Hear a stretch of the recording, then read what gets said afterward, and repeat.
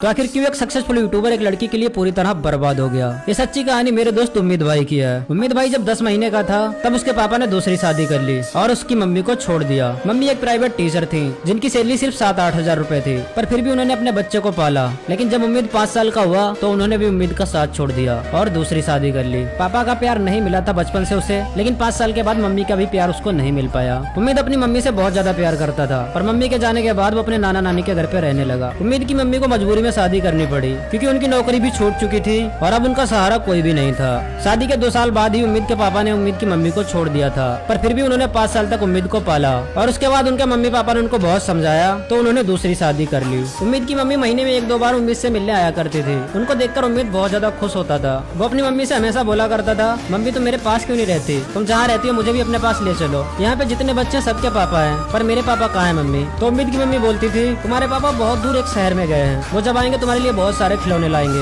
तो उम्मीद बोलता था, मम्मी मुझे खिलौने नहीं चाहिए, मुझे मेरे पापा चाहिए, उनको बोलो जल्दी आ जाएं। उम्मीद की ये बातें सुनकर उनकी आंखों में आंसू आ जाते थे, पर वो बेचारी क्या कर सकती थी। उम्मीद के पापा ने उनको छोड़ दिया था, पर जहाँ उन्होंने दूसरी शादी की थी उन्होंने उम्मीद को अपनाने से मना कर दिया था, इसलिए वो उम्मीद को अपने पास नहीं रख सकती थी।